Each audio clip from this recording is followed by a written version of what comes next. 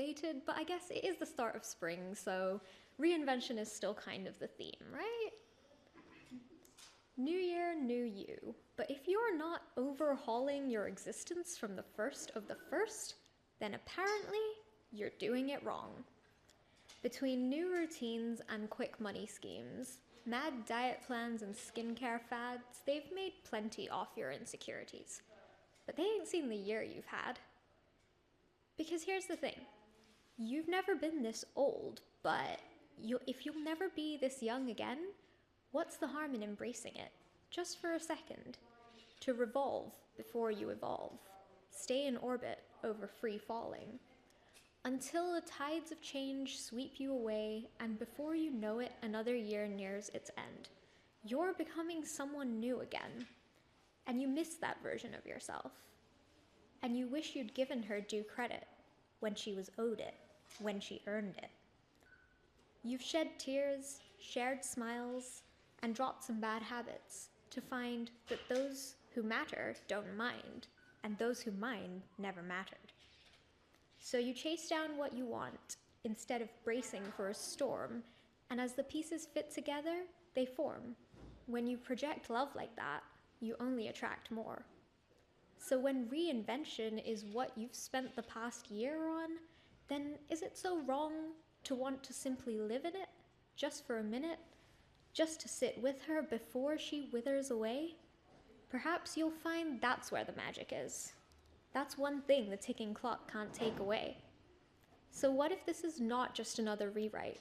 What if it's finally the next chapter?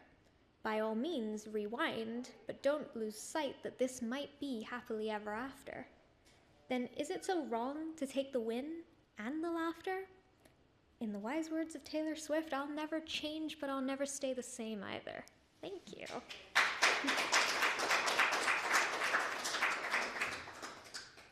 Okay. The second one comes from a place of romantic female rage. It's called Unhinged, and you may or may not have been called this before, but it's not always meant in the nicest of ways, and this was my clapback to people who didn't think it was a compliment. They call it unhinged, but what it is uninhibited. They claim it's ridiculous to live and love like it's unlimited. That isn't it. They say you've got to be quiet, calm down, shut up, be a good girl, behave, grow up. Nah, excuse me, what? You will run if you want, scream off the rooftops, burn bridges, shatter ceilings. That's how they know they've lost. Call it disrespect or self-respect, dignified or demeaning. The key is it's a decision outside archaic definitions and misconstrued meanings. So tell them you're in love. Hell, go tell him he's cute. So what if they see you on your knees, as long as that's what you choose? Who dares try to tame your screams? It's more than they can do. Through the walls, through the windows, let them burn. Sticks and stones, short and sweet. Joke's on them, this show lives in your bones. And if they feel threatened, then let them think you're clawing for their crowns. Who cares for redemption when you watch their world burn down? There's embers in that heart, a phoenix out here. Let them tear you apart, and when the smoke clears, you rise. You fly, you sever ties, and you write till you laugh, till you cry, till you die. Till they scream even louder when your ghost floats by. He says you'll be fine, and you ride off into the light. You smile and say, there's never a right time, but perhaps this is mine. Thank you.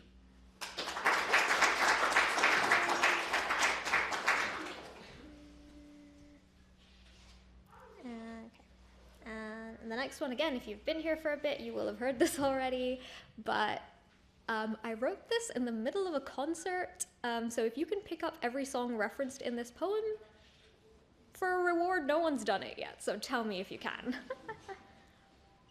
Okay, it's called The Closest Thing.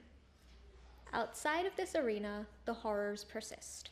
The world gets bleaker with every war and rift, but for 3 hours in here, none of it exists. She steps out on stage in dazzling glitter. Nothing distracting, it's the aura she brings with her. The voice of an angel could carry you away from the hell that's awaiting. And for a second in that stadium, I wonder if this music might be the thing that saves us. Out there, the bad news is endless, but it doesn't render us helpless. In this kingdom, we call ourselves united. Look outside. Hell, this planet has never felt more divided. The blues and the reds fight old feuds, dredge the mess behind walls of glass, while everyone else lives one paycheck to the next.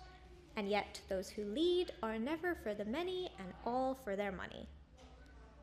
What do you want me to tell you? That it's worth something in the end? I don't have the answers. I wish I knew where to find them. What if I ask the same questions? What if the darkness gets me too sometimes? I can't blame you when the bleakness outside dims the brightest parts of your soul. But the best I can do is block it out from draining mine too, else we'll all be doomed. The world may be on a railroad to hell, but there are glimmers of the light at the end of a tunnel of a snowstorm. The ice has to thaw. It will, right? After the darkest nights, what can drive it out besides light? Isn't that just what we as humans do? Channel grief into art and loss into love? If darkness is, then let it be so. But it cannot dim the light that unity shows. How else do we understand our fears and our hopes? And how else do we cope with the state of a world about to implode? If we let it go, who knows? Who knows? I don't, and I won't. So look for that North Star, however far apart, seek it wherever you are. There's that glimmer, the thing that keeps you from giving up. That small sliver of hope that keeps you waking up and fighting another day. Let the melody make it make sense until it all finally goes away, and our songs and harmonies are allowed to play again. Because if this music may contain hope, I'll wait and pray for warmer days to come, until the days of tears and failure fears and no one cares make sense again. I know the dark shows up more than we'd like, but know this, we belong together. 'Cause if it all breaks down like it always does, for once, it all works out, 'cause it always does. And these things will change someday.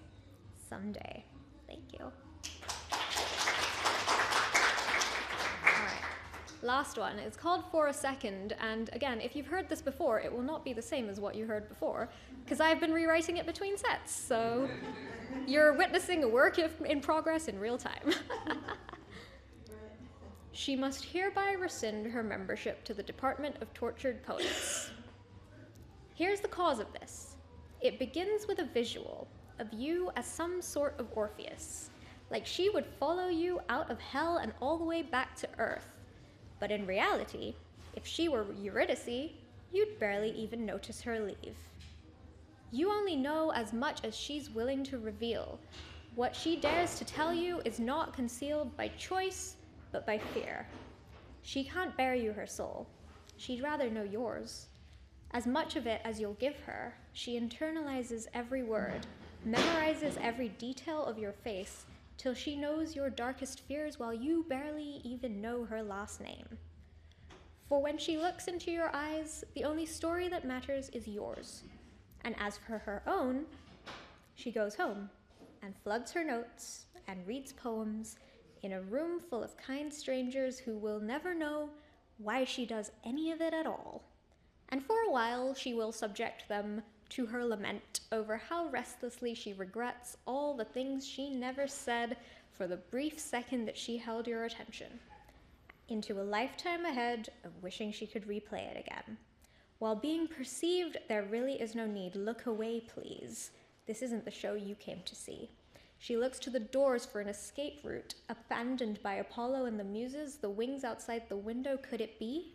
Is that you? So how long shall she pause for scattered applause before she fears that there's more than her echoes off of these floors? With that thought, she rests this card on the desk, places down the pen, and before you can, she sabotages it all herself. Thank you.